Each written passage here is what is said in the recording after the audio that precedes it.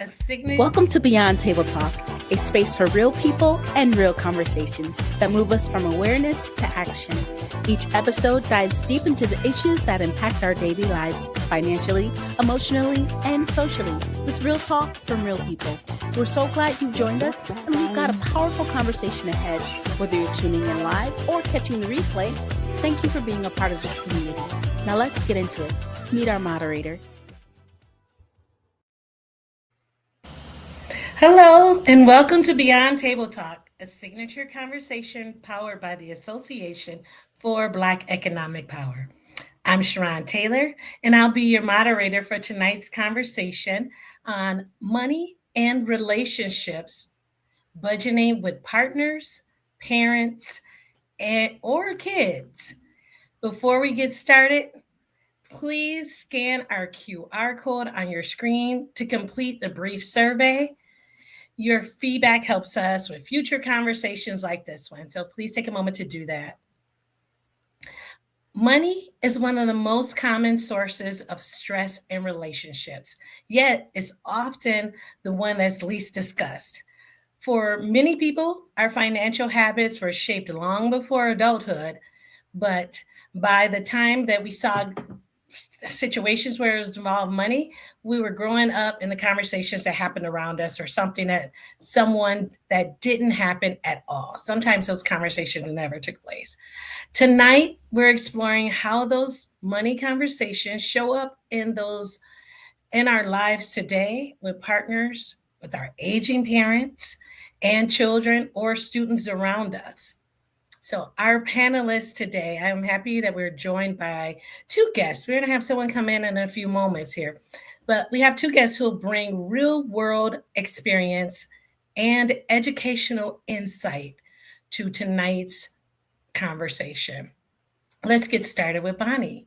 Welcome, Bonnie. Can you tell us more about your background and introduce yourself? Let us know how you're connected to tonight's conversation. Yeah, happy to, Sharon. Thank you for having me. This is just a lot of fun to have this conversation. My name is Bonnie Vigaski, and I am Vice President of External Relations at Best Prep. Best Prep is a local to Minnesota nonprofit organization. We serve students in grades 4 through 12 through 6 different educational programs, engaging 5,000 volunteers in a year, nearly 40,000 Minnesota students, with 4 of those programs focusing on financial literacy. I think what makes this topic so relevant, and we all know that we need money management skills. My story is probably not a lot different from anyone else. Money wasn't talked a lot about in my home, but when I was in college, my parents filed bankruptcy. So it is really close to my heart, even though that was years back, still thinking about what were the things that my parents did that led them to that, and how can I help educate people so that they don't follow in those footsteps? So excited to be here and to have this conversation, and just to work for an organization that sees financial literacy and personal finance as something really of value and something that's really important for young people and all people to learn and have positive experiences around. Great to see you again, Bonnie. Thanks for joining us tonight. Our other guest, Dan, he is here. Hi, Dan. Welcome. Hey. Hi there. Thank you for having me, and I'm sorry for the technical difficulties. My name is Dan Johnson, and my background is primarily in banking and insurance and property management. I worked for a large bank for over 20 years, and as well with insurance, and held many positions at those jobs.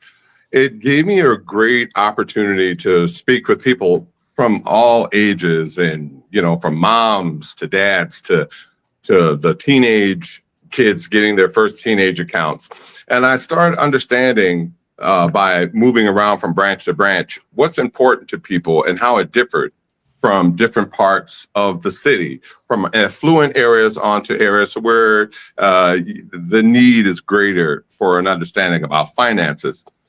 My personal understanding with finances, I was fortunate. My mother always held a management position as I grew up, and my father had more of a up and down financial living, because unfortunately he would gamble. So I had a steady option and seeing what steady work looked like, and then the ebb and flows of winning and losing. And what it did teach me is that, one, I never wanted to gamble, and two, the importance of, understanding how to use your resources and use them wisely. I live in North Minneapolis, and I really have been a part of a lot of initiatives to teach people about finance. I was on KMOJ for Financial Fitness for 3 years until COVID came, being able to field questions from people from the community, really expressing that they wanted to create a new habit. And that's what saving is. It's forming a habit and sticking with it. So I look forward to this robust conversation we're going to have today, and I hope to offer things that are useful. Thank you and welcome. Yes, I remember hearing you on that radio station here in Minneapolis, Minnesota. And so I'm grateful for you both to take the time out tonight to be with us. As you both kind of pointed out, though, money decisions rarely happen in isolation. They often involve the people we live with, like the family members who may rely on us, and the younger generation who are learning from what they see around us. Dan, you pointed that out, and you both pointed that out, but seeing, they may not have that conversation, but you are in it too. So you see what's happening with the up and down and just life happening. So tonight, we want to explore what these conversations look like in real life, what challenges people face when they're discussing money with others, and how we can approach those conversations with more clarity. We're hoping to give community some of the answers that they have around this too, and how do they broach these conversations with folks in their life. And remember, viewers, because of that, please type in your questions. We want you to join us in the chat as we go, and we'll bring them into the discussion. So thanks for that. I'm going to get started by asking, and this is really around the topic of early money messages. You both brought that up, how important that is. So Dan, when you think about your own childhood, you shared some of that briefly with your parents having different values too. One did it this way, and the other one had some other means of having it. What do you remember about how money was talked about in your household? Well, what I remember is there were conversations always around the need for resources, the need for money. If you want things, you need to work to get them. That was instilled in me early. So doing specific chores and asking if I could find a way to earn money was a way that my mother would motivate me to help out and do things. She says, if you want something, you should ask how you can earn it. Don't just say, I want $5. Say, Mom, how can I earn $5? And then she would point that out to me. In other just conversations, I have to say my grandfather played a big role in dispelling the show-off mentality with money. And even at a young age, everyone wanted to kind of flash their money. Like I had $40 once as a 9-year-old. And to me, that was a lot of money. And my grandfather, he says, oh, you have $40? Okay, let me see it. So I got it, and I had my 10s on the outside and some 5s, and then my 1s tucked underneath on the inside, so I could show my big bill. And he said, "No, son." And I'm like, "What do you mean, no? I mean, this is good money." He says, "You don't want to put your big bills on the outside. You don't need to show anybody anything. You put your small bills on the outside, and you put the larger bills on the inside. And if anyone, even including me, asks you to go get your money and show it, don't do it. Say, I have it in a safe place."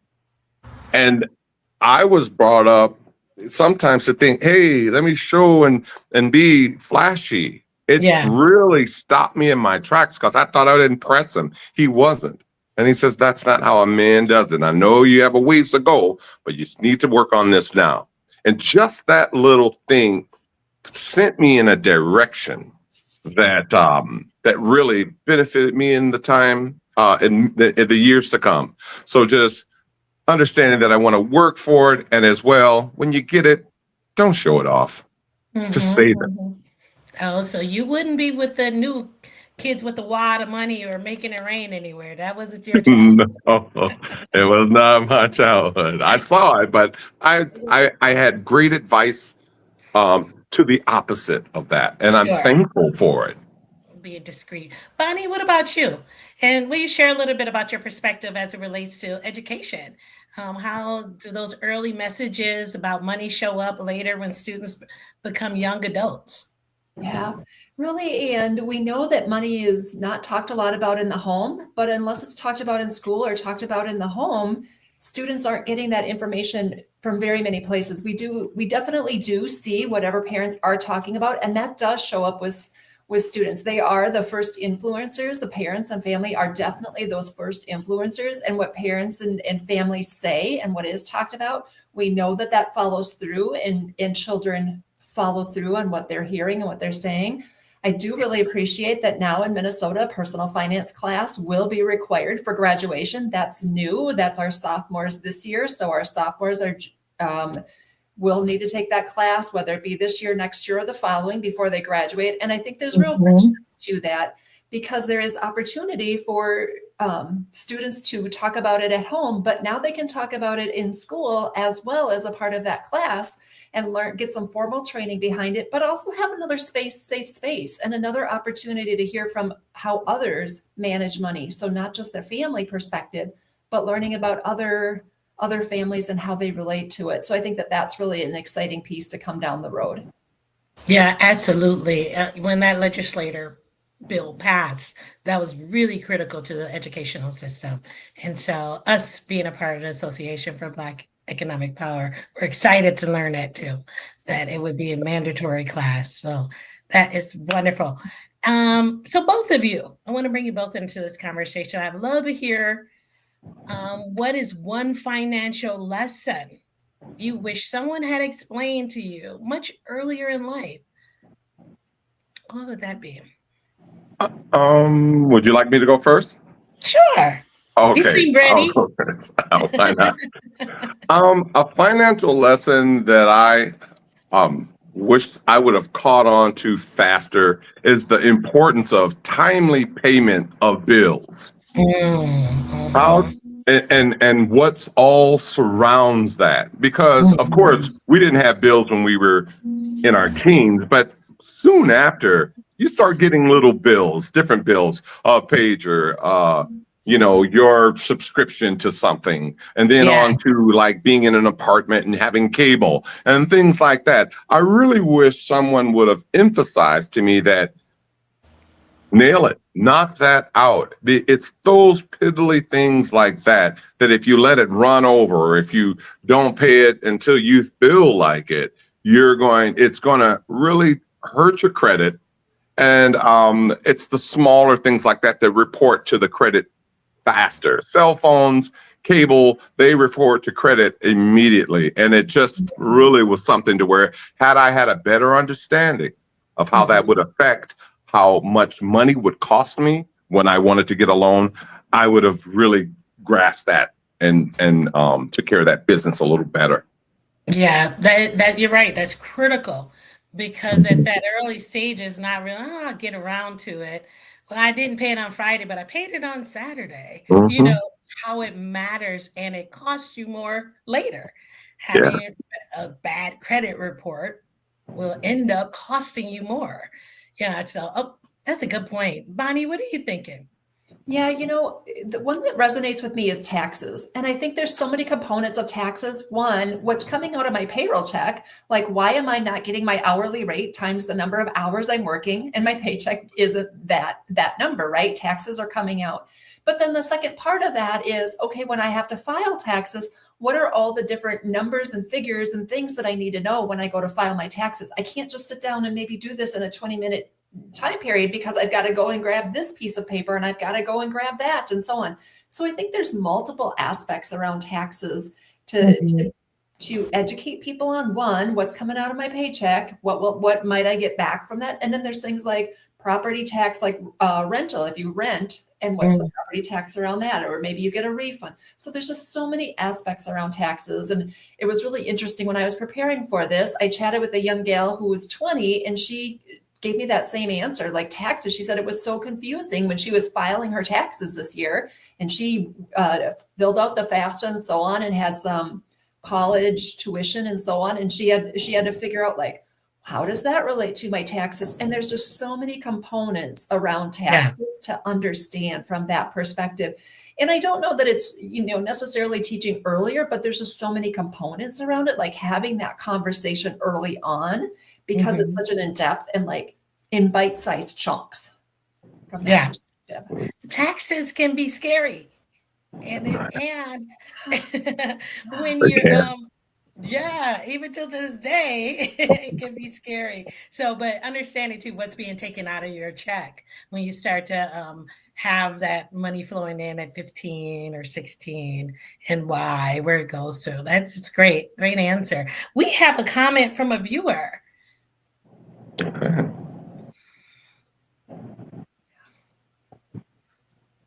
It's very, my partner has a greater tolerance for debt than I do, and it makes me uncomfortable.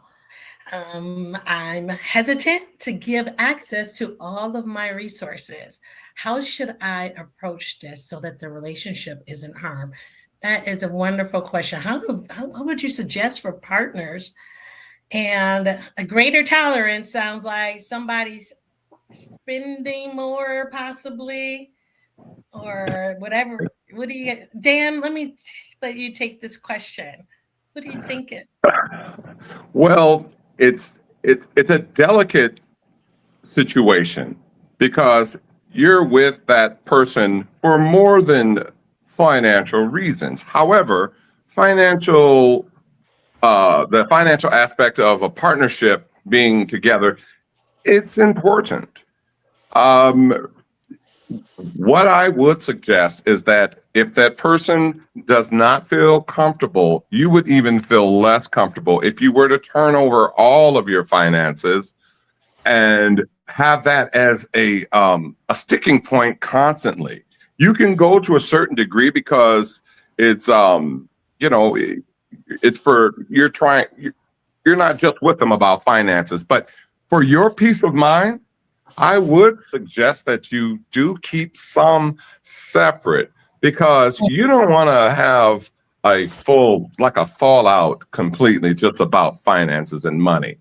You can control a certain aspect of this by keeping some away and then putting a little skin in the game, but having a unique approach and listening a little bit more to find out how you might be able to get them to think more like you.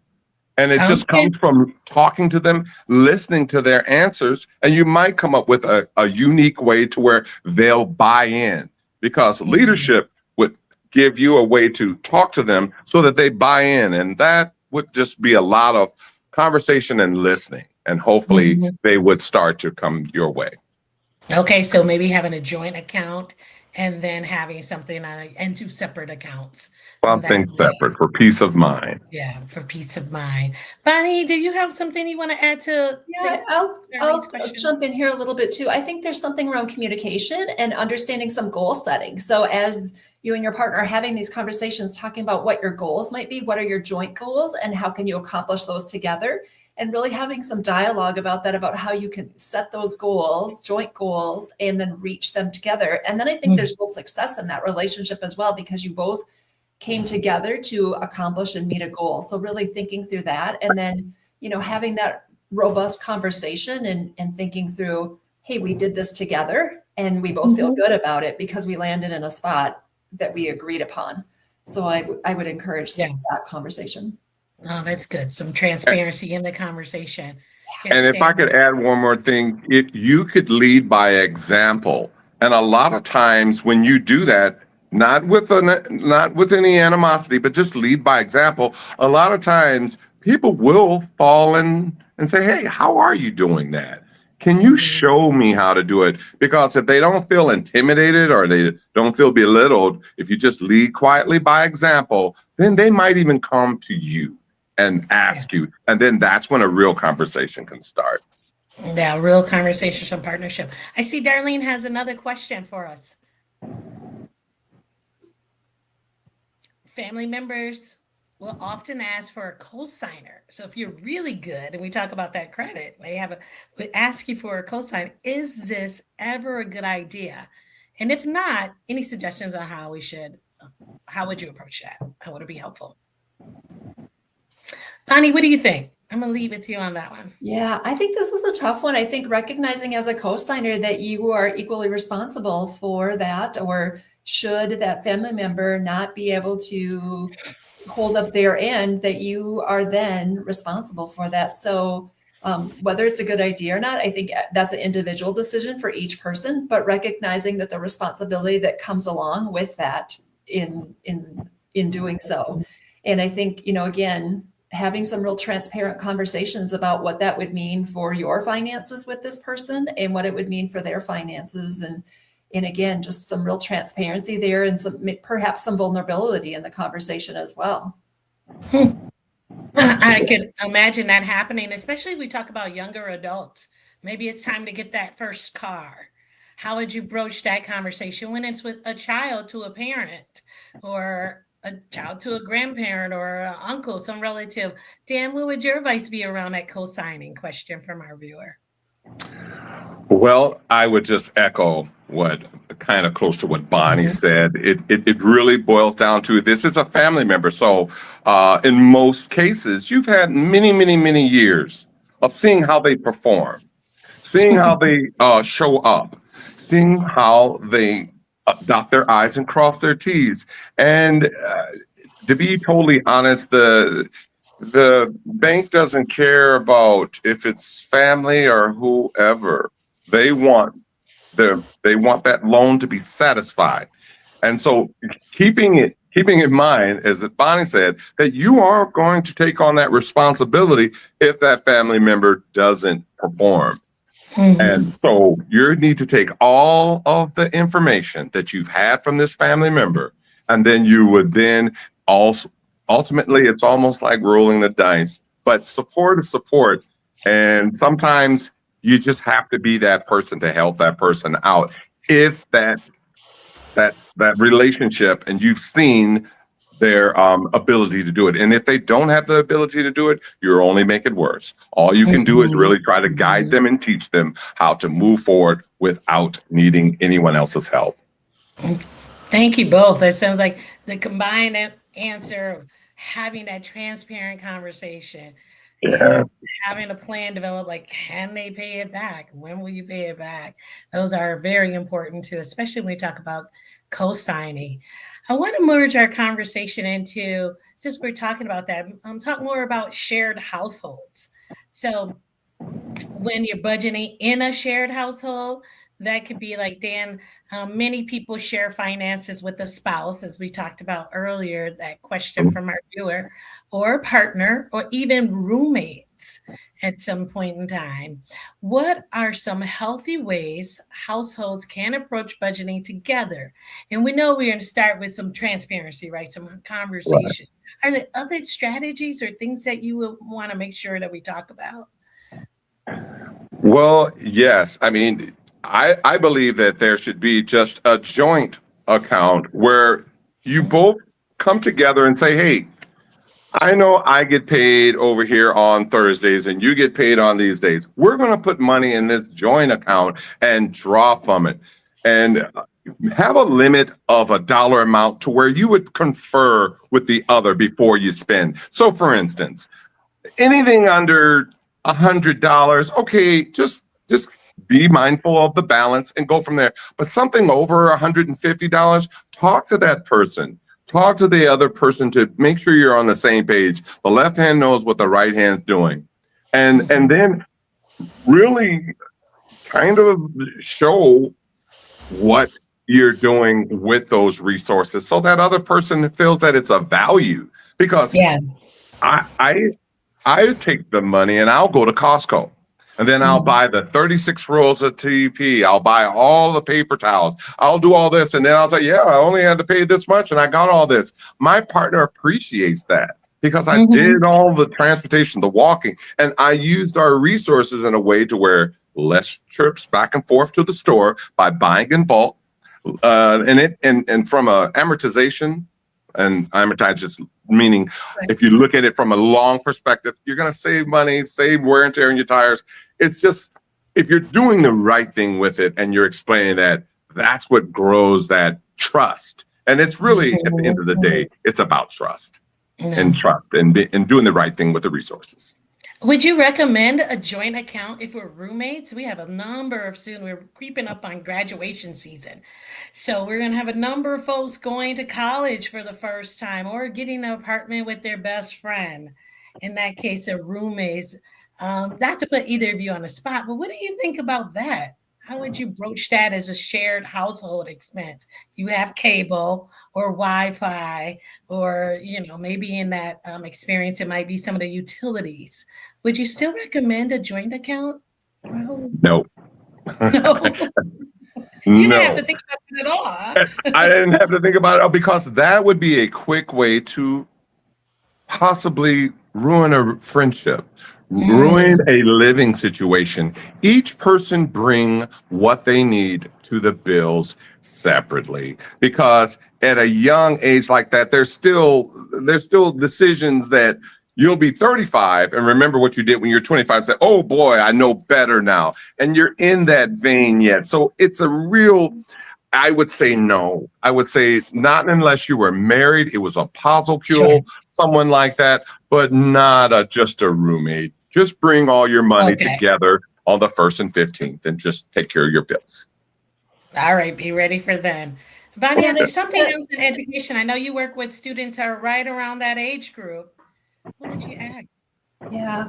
And I think, Dan, to your point, like those are the conversations to have ahead of being roommates, right? Like, how are we going to pay the bills? And what's going to be the agreement about this? Are we going to Apple Pay each other on the 1st and 15th? Are we going to use Venmo? What's going to be the method for that? I'm going to cover the gas bill. You're going to cover the electric bill. And here's how we're going to do it. And then every month we're going to kick in $50 for groceries, whatever it might be. But like really having those clear conversations before you agree to be roommates, I think will lend itself to more better understanding. And I think that's, people that are getting married, it's that conversation. What do we want our lifestyle to be like?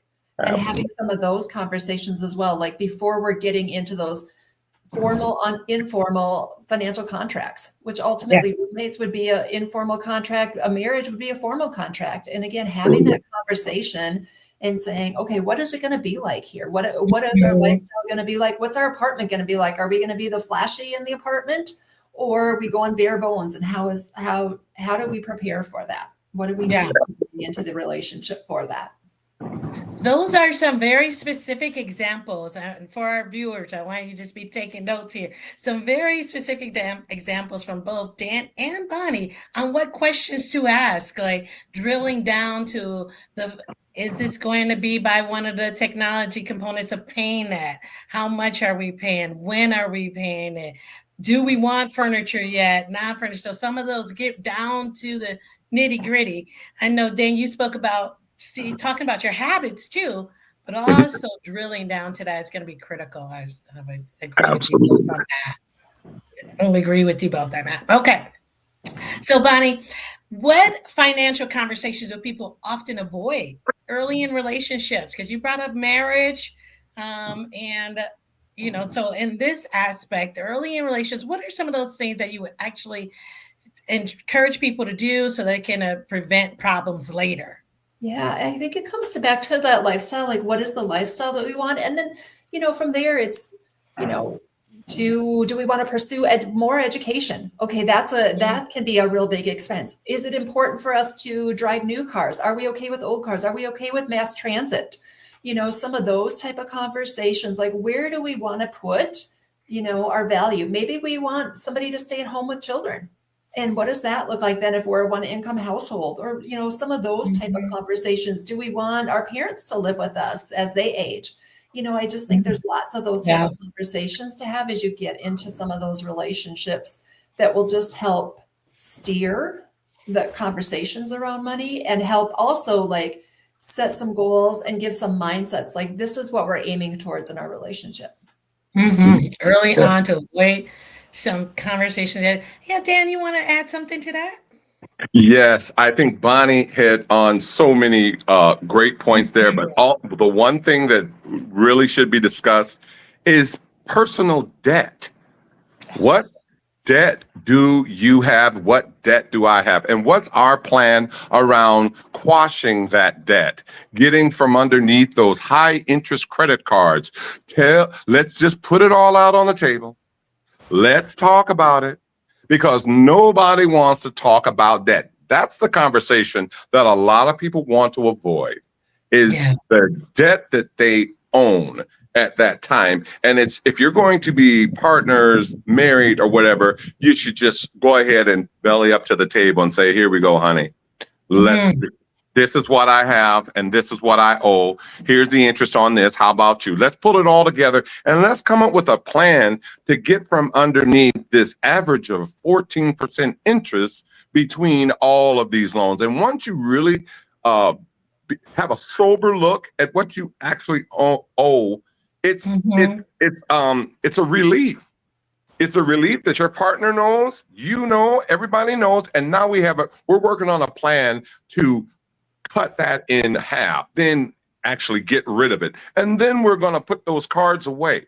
So that's about all I could add to what Bonnie already wonderfully illustrated is debt. Yes.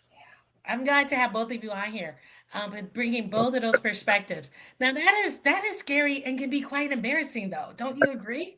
It's very, you have to basically disrobe if you're saying, show me your debt. And actually have the conversation. How long have you been in debt?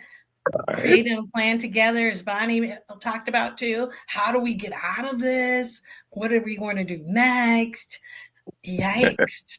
It's better to have that conversation in a quiet place. That's why they call it a quiet conversation between two, instead of you both deciding, oh, we want to buy a house. Then you go sit down and then right in front of a stranger, he goes, oh, Mr. Johnson, your debt to income ratio is out of whack because you owe all of this. And now she finds out or he finds out. It's better to have that in advance. It really is.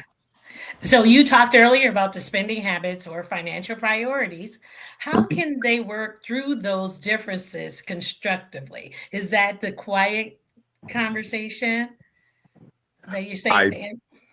A quiet, respectful conversation. And then you also have to kind of really dig into their history and their journey in life to where it got them there, and give them some, for lack of a better way, cut them some slack to a degree. Because just as Bonnie said, a lot of people didn't have any conversations about saving anything. Some people's credit was torn up before they even turned 18. Mom put the gas bill in the kid's name.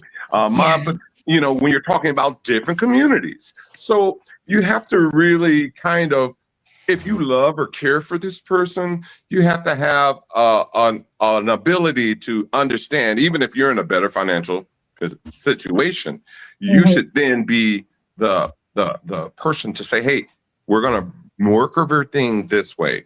But it's a serious conversation, quiet conversation that the two could have. And you both, if it's done with respect and you met the right person, I think good things will be yielded from it. Okay. Well, what are some practical ways? Let's stick on this line of couples for a moment here. What are some real practical ways couples or shared households can keep financial communications open and productive? So it feels like we're talking now, you're just moving in with roommates and you want to have a conversation, or we're getting married and so we want to have a conversation. How do you continue having these financial conversations as we grow through different life stages? And what's your recommendation around it? What are some practical ways we can give our viewers around that? How do you keep having a healthy, respectful communication and productive?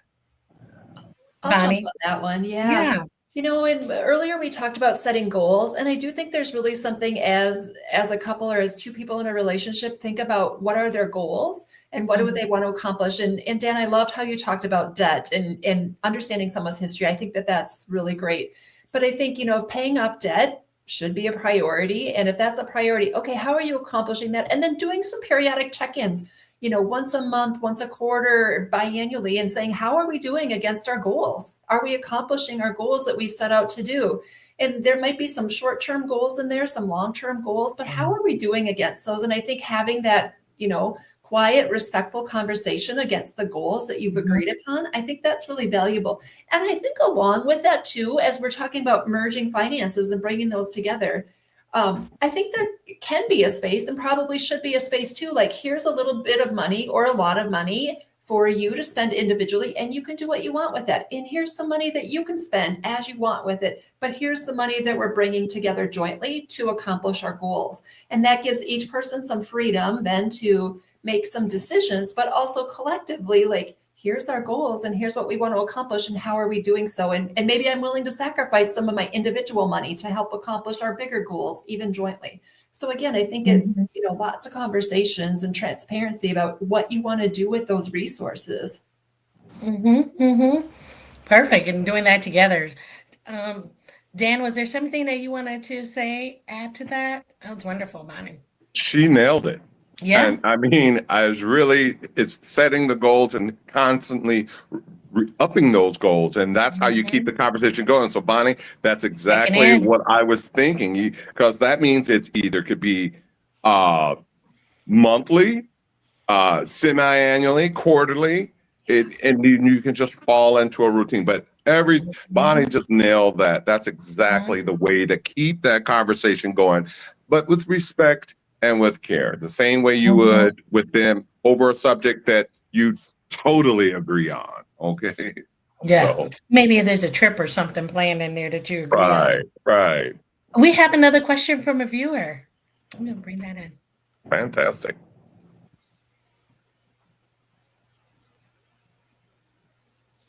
Family members will often ask, oh, that's the one that we already did. Is there another one? There we go. This question is about their credit report or FICO score.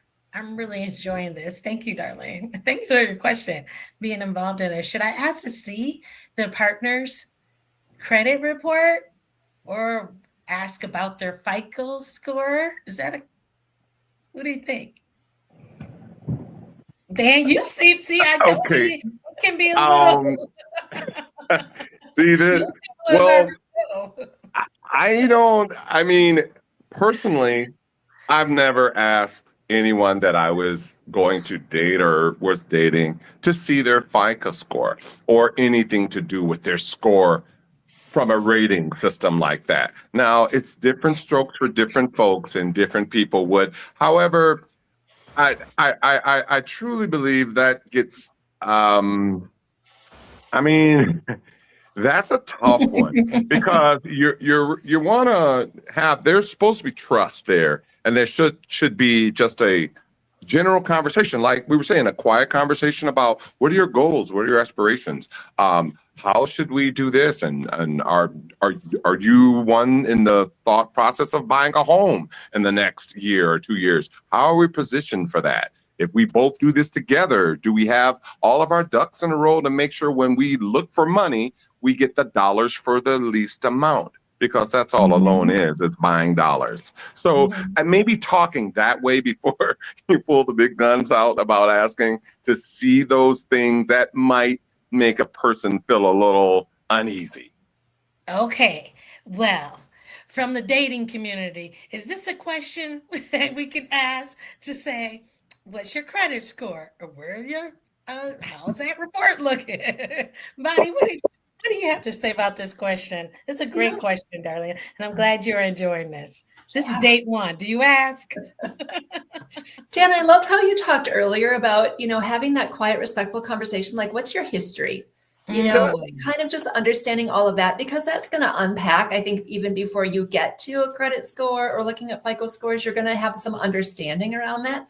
But Dan, I think you're also onto something when you think about loans and the loan rates that people are given. We know that those loan rates are lower when people have better credit. So I think there's a relationship, we know there's a relationship between the two of those. So whether you want to ask for it or as you're understanding somebody's history, and you might have that conversation too, like, okay, what can we do to boost our credit score along the way? And I think everybody wants to boost their credit score regardless of where you are on that continuum. But I think, it's going to be transparent as well to a degree if we start to look at loan interest rates and we start to do some, if we're looking at attaining some debt. Yeah.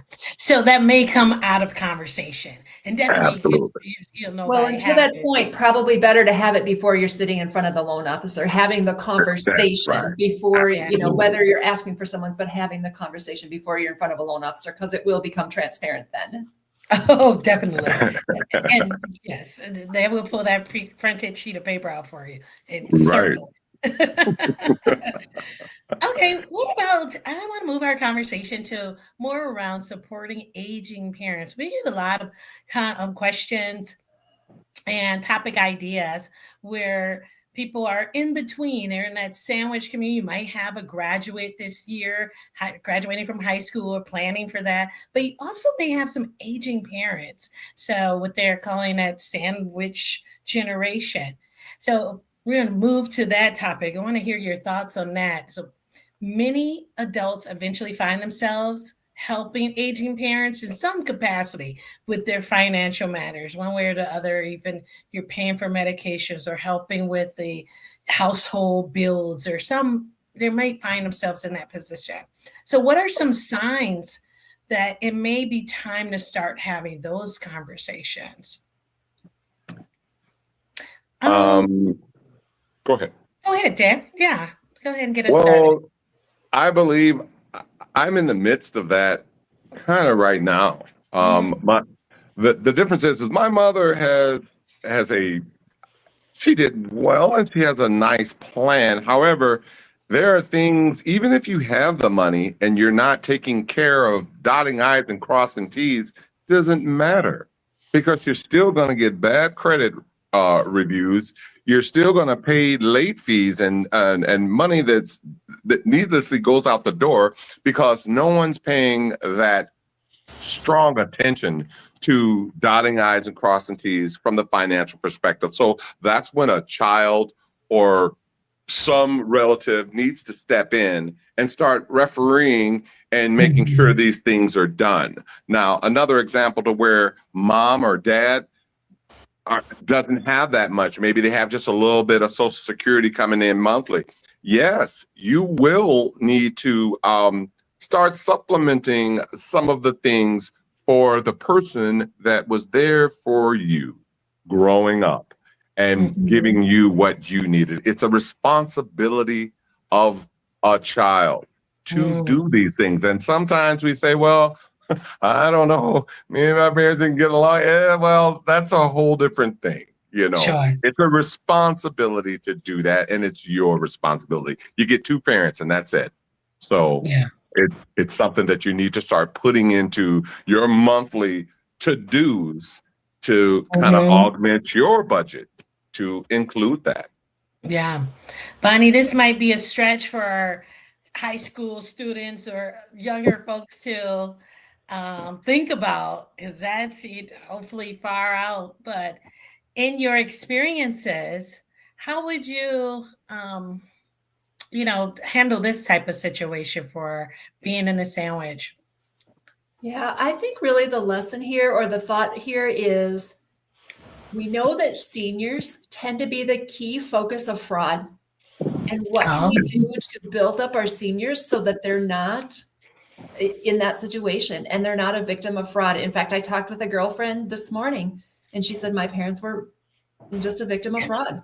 And she said, my parents are intelligent, but yet they were defrauded. So I think that there's a conversation there that we can have with young people. Don't share your passwords. When young people share everything. So don't share your passwords. And how do we talk with our parents about preventing fraud? So I think that, not only what Dan talked about, incredible value in that, but then how do we come alongside and support our parents in fraud prevention? And how do we maybe, even encourage our parents, like, can you let us in on your account so that we can help as well as you're aging and maybe not able to watch things as closely? Are there some ways that we can support you in that? Can we, please rely on us we maybe have a little bit of ability to watch for some of that fraud and some of Yeah. that prevention. Wow, that is, I hadn't considered that, but that is right on with this aging, and technology is just zipping past. So in a generation where transparency was the place would call you and say, "Can I have your password? And what's your birthday? Am I speaking to Sharon here?" All of the questions. Now you're like, "Well, who did you call? What do you need? How did you know?" And that may not be, yeah, that is spot on. I can see that. And we have, just to bring it up, we have in our archives a segment around scamming. And that is an excellent bonus. If you haven't seen that show in our recording, please go to our ABET website. Pull that one up. That's a great one, too. Thanks for reminding me of that, Bonnie. But yeah. Okay. So the next question I have for you guys, and thank you so much. I mean, I feel like I'm kind of drilling them out for you. You're giving all this wisdom to our community. I want to make sure we get in there. We're about 15 minutes out, so I want to make sure I get them all in. We talked about that. How do you budget and bills long term? Let's go a little bit more into that. Dan, what's a respectful way for families that they can approach discussions around budgeting, bills, long-term planning for older relatives? I think a respectful way to go about that is to, just get all the parties that are involved, come together, and then just, if it's mom and dad, just say, "Hey, listen, mom and dad needs this. Can we agree upon the fact that they are declining and that these things need to be handled by us now? Because clearly these chores and duties, dad and mom can no longer, they don't have their eye on the ball like that."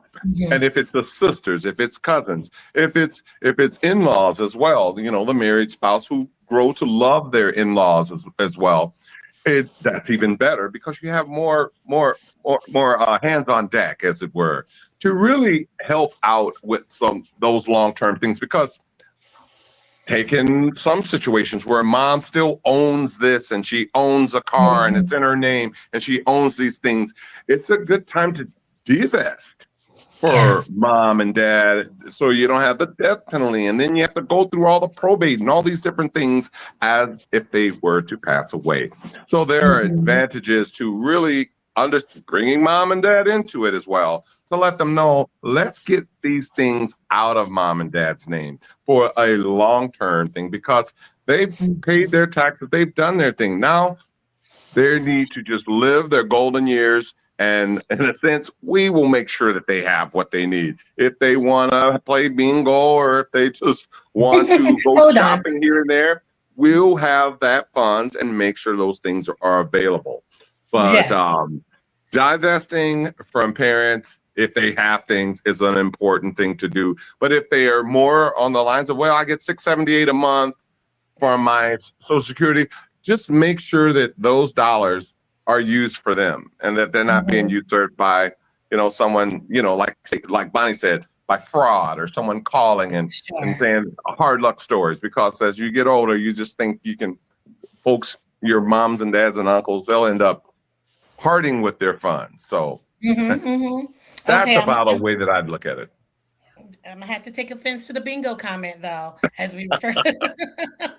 I knew I was pushing it there.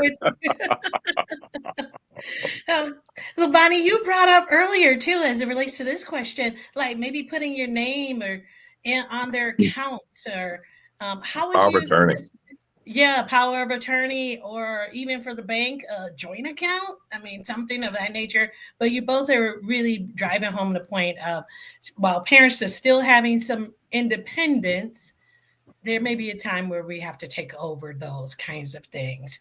So how can families balance that support, Bonnie, while you're still respecting your parents' independence? Yeah, and I think it's a challenge. I'll just straight up say, I think it's a challenge, and parents want to be responsible for themselves. They want to take care of things. They maybe don't want the help or don't think they need it. So I think there's, again, conversations and reasoning about, here, I think this is valuable. But I think, helping parents understand that it's going to be easier down the road if your names are on some of those things. Like you said, Dan, power of attorney and some of those type of things. If you're on somebody, your parents' bank account, it will just make it easier. It doesn't mean that I'm going to go in there. And there needs to be trust. They need to have seen you all the way along. Like, if my name is on my parents' account, I hope they're going to trust me that I'm not, taking from their account, right? Or putting, Dan, time to put into their account potentially. But I think there needs to be that trust built up. But then how do you come alongside and support? I think that's the message that you want to have as mom, dad. I want to support you in this. And I want to, periodically keep my eye on things to make sure that there's not some weird subscription going on here. You know what? You're not watching Hulu anymore. So let's shut down Hulu, whatever it might be, just coming along and really encouraging and showing them the support angle of it rather than, something else that's confrontational. Right. Very good. Well, we talked a little bit about older adults. Let's bring our conversation around to teaching kids. And you mentioned earlier the legislative that passed, and now it's mandatory in K-12 education to have some courses around that. When we think about teaching kids and students about money, what, from your experiences with Best Prep, Bonnie, what are you seeing today in the classrooms when it comes to financial education for students? Yeah. So students are really interested in this. This is a topic that they want to learn and that they want to know about. And there have been studies when students have graduated high school and they've been asked, what did you not learn? And this has been their answer. We didn't learn about money management. We didn't learn personal finance. So I'm so grateful that the class is now being required.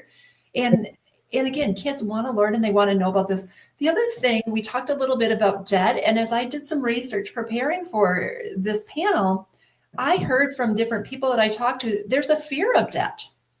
And I thought that was really interesting. And we know that having appropriate debt and paying off debt and so on can build credit scores and it can build that credit history. Again, not a lot of debt, but using debt wisely is very valuable. So it was really interesting to me. There's a fear about debt and, like college loans and some of those type of things. I talked to one gal, she went to a private school and she said, well, when you go to private school, having a lot of college debt is expected. But also, like, how do you pay for school and not acquire all of that debt, tuition debt? And there are ways to do that. So there's exploratory opportunities that I think schools can teach about, okay, what's appropriate debt? How can you use debt? How can you build your credit score? How can you go to post-secondary without accumulating a lot of debt? So I think there's a lot of conversations that can be taught in school and build upon what the family's talking about in the home. Yeah. Debt can be scary. And I think some of the conversations that happen at that table is don't get in debt. To your point about not how do you use it wisely and how do you build your credit with some debt, little debt, and you're living within your means, but it can be quite scary. I've heard that too from community and friends who said, no, I don't use credit cards at all. Like, I'm just not doing anything with that. And they may have like a car loan or something else, but yeah, I'm not using that. And still in there years later into this game, but not knowing that. So that is critical. And so, Dan, what do you think about that? What have you heard from community members and what advice would you give around that? As Bonnie said, debt has its place. It's in your life and in your journey, in your financial journey. And I liken it to this.